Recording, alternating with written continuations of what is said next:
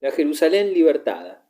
Dicha distinción le era atribuida a Tasso por su grandioso poema épico terminado en 1575, la Jerusalem Liberata, la Jerusalén libertada, canto del cisne de renacimiento, una descripción de la primera cruzada a la cual el poeta añade episodios en que el amor es el principal motivo y donde poderes sobrenaturales, ángeles, demonios, hechiceros y hadas intervienen en el curso de los acontecimientos, episodios donde el poema logra precisamente su valor artístico.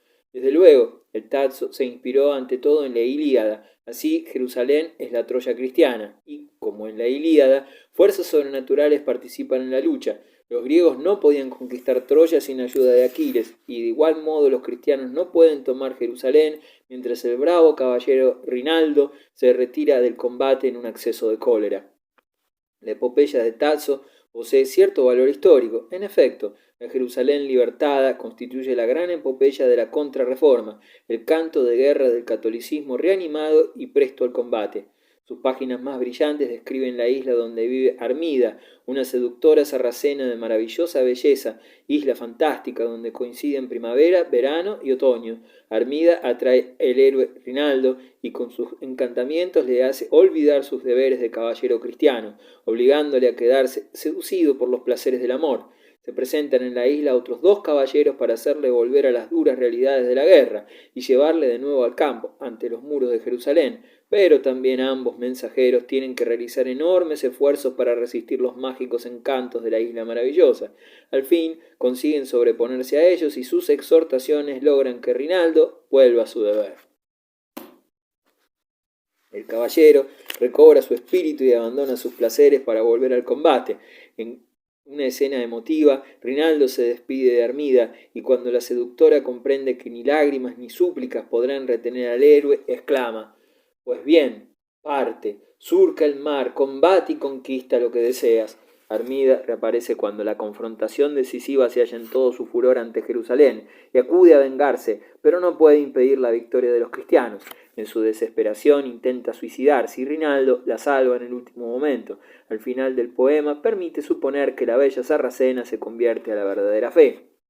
Como en Ariosto, las cualidades artísticas del Tasso comprendían también otros géneros literarios, y así le debemos obras dramáticas y líricas con fragmentos inspirados en el estilo de la época. Ah, cuanto más bella resplandecería en medio de los atractivos ingenuos de la sencilla naturaleza. Bajo sus pasos abrirían sus corolas flores de todas las estaciones, se detendrían en su camino los arroyos límpidos y claros como el cristal, e impulsarían junto a ellas sus ondas ávidas de que las tocara los dulces céfiros de la primavera, revolotearían en torno suyo para hacerle corte, y los rebaños, enamorados de tan encantadora criatura, saltarían balando inocentemente alrededor de ella. El Tasso se cubrió también de gloria como prosista, en particular gracias a su drama pastoril, Aminta, que algunos consideran incluso superior a la Jerusalén liberada. Aminta es un pastor locamente enamorado de la pastora Silvia, cruel y coqueta que se burla de él hasta que consigue salvarla del cautiverio. La obra constituye una de las primeras manifestaciones del género pastoril que pronto se propagaría por toda Europa. El arte del Renacimiento italiano. Los artistas del círculo de Cosimo de Medici. La renovación. Ghiberti, Brunelleschi, Alberti. Florencia, la ciudad mercantil, experimentó a comienzos del siglo XV una profunda renovación en el ámbito artístico, tanto en arquitectura como en escultura, en pintura y en artesanía. En 1401 se ofreció a concurso la decoración de 2 puertas de bronce destinadas a una vieja iglesia octogonal, santuario que fue en otro tiempo catedral de Florencia y que se destinó luego a simple baptisterio.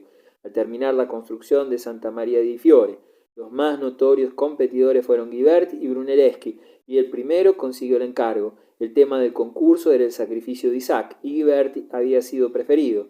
Decoró una de las puertas con relieves que representan escenas inspiradas en la vida de Jesús, y poco antes de su muerte terminó la otra puerta con temas sacados del Antiguo Testamento, ambas en 1403, 1424, 1425, 1452 respectivamente.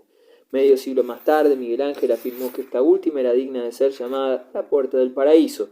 Brunelleschi, rival de Ghiberti, era orfebre y escultor, pero logró más fama como arquitecto al construir en 1418-1434 la cúpula de la catedral.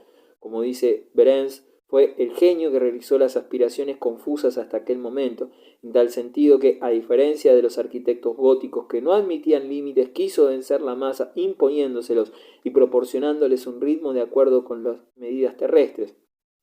Amigo de Brunelleschi era Leone Battista Alberti, arquitecto, pintor, músico y poeta, pero ante todo teorizante del arte.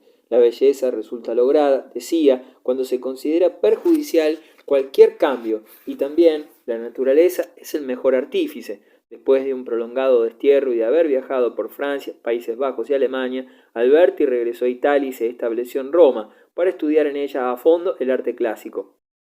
Construyó en Mantua la iglesia de San Andrés con grandes bóvedas.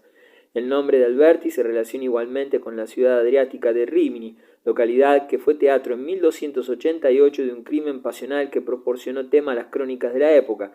Giovanni Malatesta, el libertino, sorprendió a su mujer, Francesca de Rimini, en compañía de su hermano, Paolo Malatesta, a quien Dante llama el Hermoso. El gran florentino menciona el acontecimiento en su Evocación del infierno, donde describe a la enlazada pareja errante por las profundidades infernales. La familia Malatesta contaba con algunos grandes capitanes y amigos de las artes.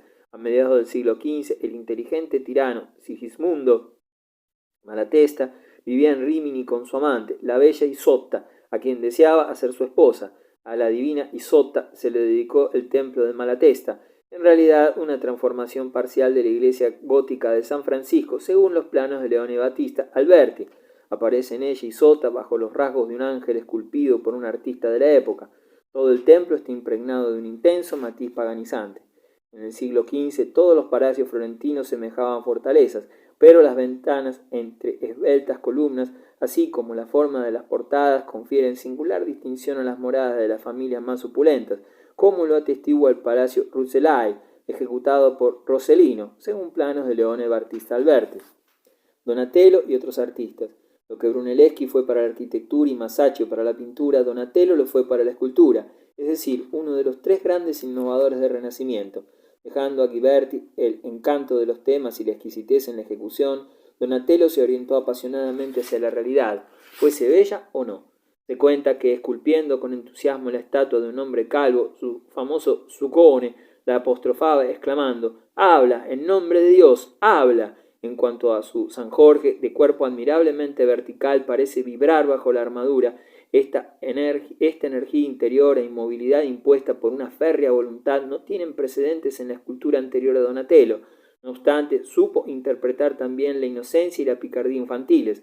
Bajo su cincel, los cupidos se transformaron en querubines, pero esta metamorfosis no altera su gracia y siguen siendo tan bellos como sus predecesores paganos. Es obvio insistir en el carácter casi revolucionario del David, silueta de largos brazos, o de la María Magdalena, profundamente demacrada y medio cubierta por su larga cabellera.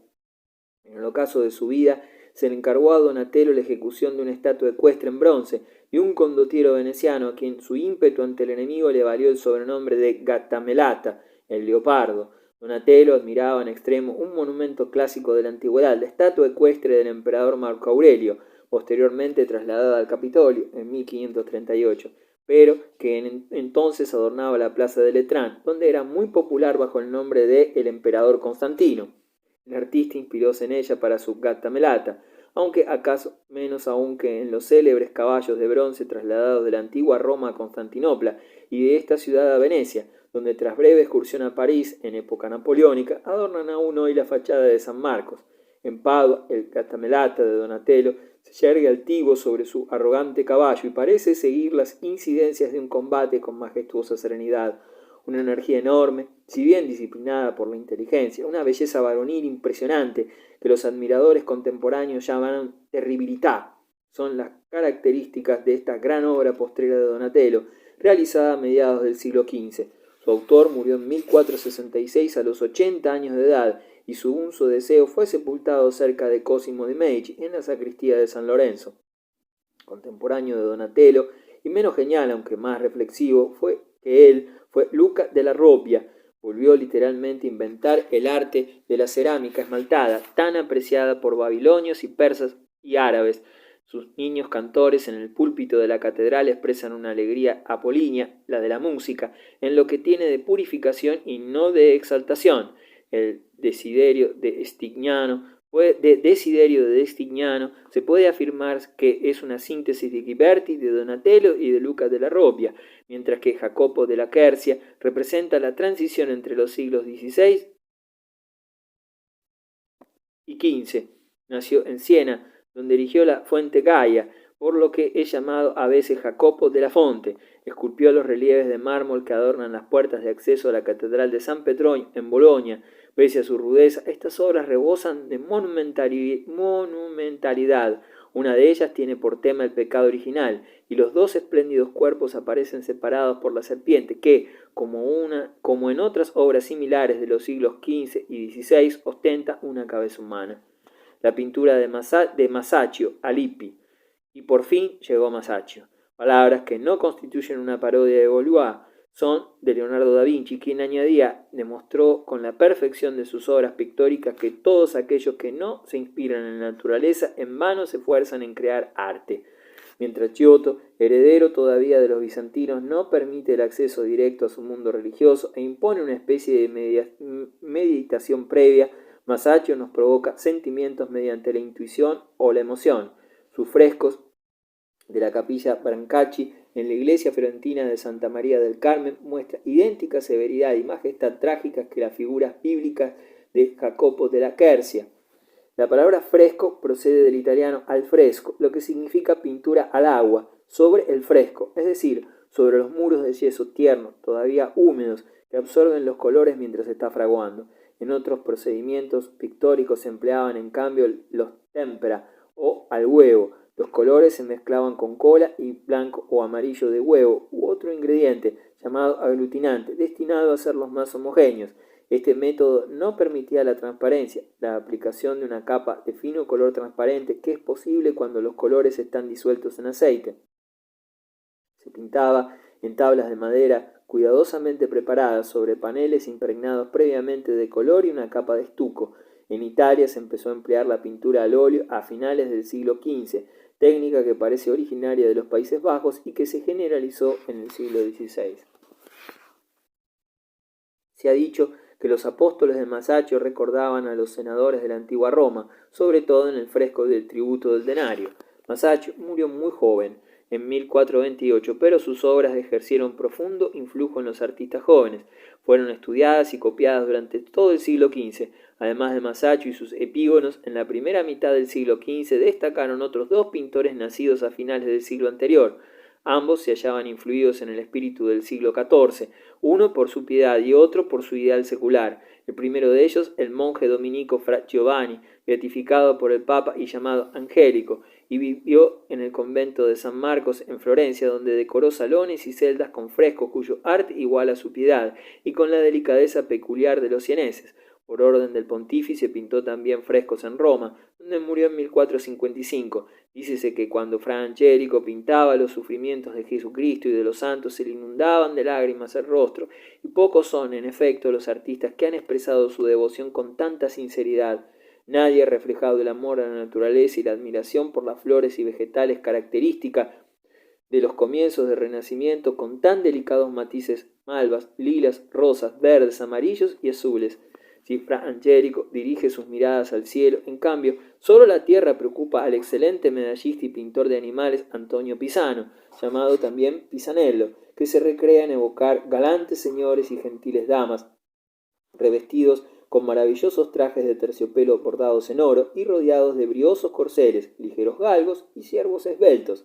Los retratos y cuadros que se atribuyen a Domenico Veneziano no carecen de originalidad. Perfiles muy precisos confieren a los rostros de sus damas renacentistas cierta semejanza a medallas. En cuanto a Fra Filippo Lippi, era un monje opuesto en absoluto a Fra Angélico. Se afirma de él que sentía tanta pasión por las mujeres que era capaz de sacrificarlo todo por ellas.